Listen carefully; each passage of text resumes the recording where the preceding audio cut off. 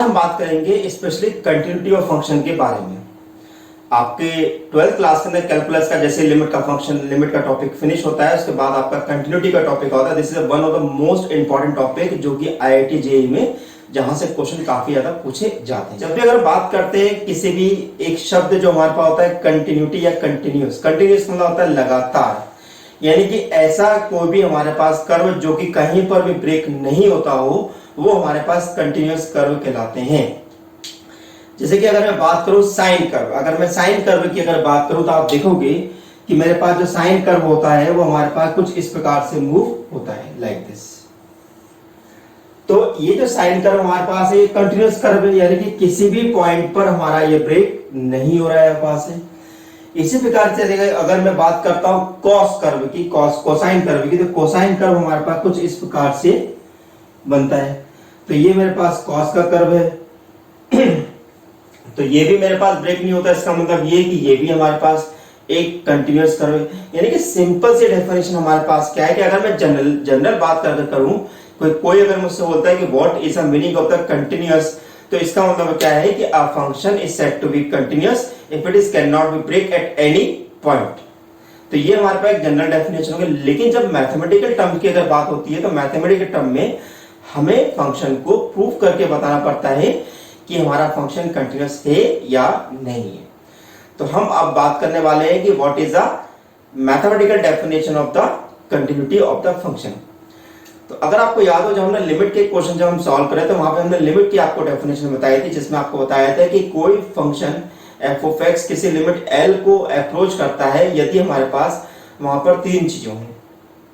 Number one कि उसकी right hand limit exist करती हो, उसकी लेफ्ट हैंड लिमिट एग्जिस्ट करती हो, दोनों लिमिट आपस में इक्वल भी हो। लेकिन जब कंटिन्यूटी की जब बात करते तो ये तीन तो चीजें हमारे पास आएंगी, साथ में हमारे पास एक चीज और जुड़ी आएगी कि जो राइट हैंड लिमिट और लेफ्ट हैंड लिमिट है वो आपस में इक्वल है, लेकिन वो फंक्शन की वैल्यू के बराबर भी होना चाहिए। अगर वो फंक्शन की वैल्यू के बराबर है तो हम ये कहेंगे कि हमारा फंक्शन कंटिन्यूअस है उस point x equal to a पर। आइए मैं इस डेफिनेशन को आपको लिख के बता रहा हूं कि किस प्रकार से हम यहां पर इसको एग्जाम में अगर हमसे पूछी जाती है कि भाई define the continuity of the function at x equal to a, कैसे हमें लिखना चाहिए। आइए स्टार्ट करते हैं। कंटिन्यूटी ऑफ फंक्शन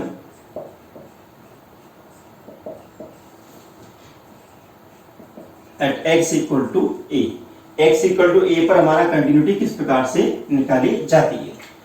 तो सिंपल सा लॉजिक हमारे पास ये है,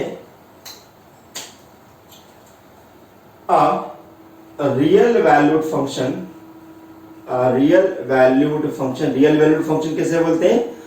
ऐसा फंक्शन जो कि रियल वैल्यू को गेन करता है। Real valued function F of x is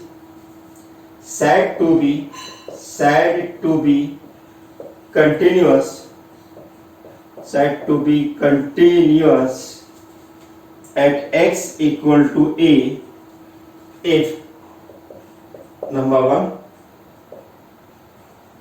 right hand limit exists, that is limit x tend to a plus f of x exist का मतलब हमने क्या बताया था कि कोई भी फंक्शन हमारे पास एग्जिस्ट कब कहलाता है? यदि हमारे पास वो एक डेफिनेट वैल्यू हमारे पास देता हो। डेफिनेट वैल्यू मतलब कि जिसकी लिमिट बार बार चेंज नहीं होती हो। Number two, left hand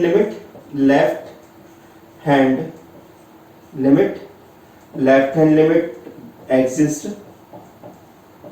that is limit x tend to a negative f of x exists, right? And number three, limit x tend to a plus f of x equal to limit x tend to a negative f of x and it is also equal f of a। तो यहां पर नया चीज क्या जुड़ गया है? f of a। तो now this is a basic definition of the limit. यदि अगर हमें किसी भी फंक्शन को अगर हमें कंटिन्यूअस बताना है किसी point x equal to a पर, तो हमें ये 3 चीजों को वहां पर हमें फुलफिल करना होगा। अब हमारे मन में सवाल उठता है कि भाई हमारे पास क्या क्या हमारे पास प्रॉपर्टीज होंगी कंटिन्यूटी की, तो वो मैं आपको बताने जा रहा हूं कि what is the properties of the continuous function. हम बात कर रहे हैं कंटिन्यूटी ऑफ फंक्शन, यानी कि properties of continuous function. Properties of continuous function.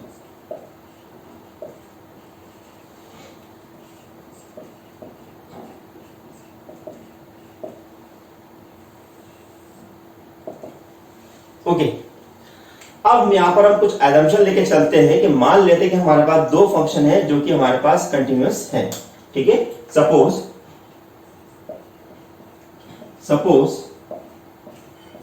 f of x and g of x are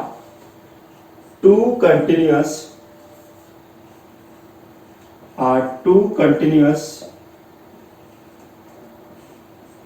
function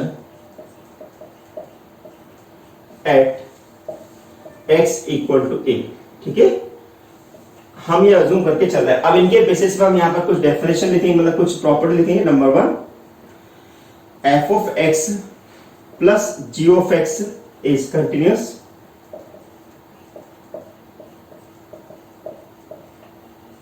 अच्छा, एक बात यहां पर बताना चाहूंगा, यदि हम बात कर रहे हैं continuity of function at x equal to a, तो हम यहां पर हम जो भी हम यहां प्रॉपर्टी लिखेंगे तो वो भी x इक्वल टू a पर ही होगी। Is continuous at x equal to a। Then second, f of x minus g of x is continuous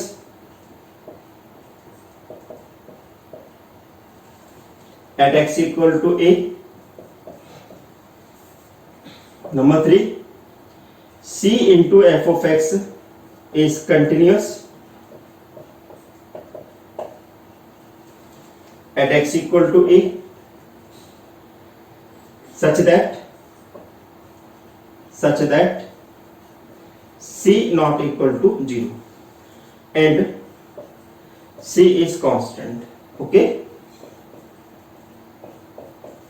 तो यहां पर हमने क्या बोला हुआ है कि f of x कंटिन्यूअस है इनटू c के साथ, लेकिन इस बात का ध्यान रखना है जो c हमारे पास होगा वो नॉट इक्वल टू 0 होना चाहिए, और c यहां पर जो है कांस्टेंट को रिप्रेजेंट कर रहा है। Number 4, f of x into g of x is continuous। ये भी हमारा कंटिन्यूअस होगा at x equal to a। Okay, number 5 हमारे पास होगा f of x upon g of x is continuous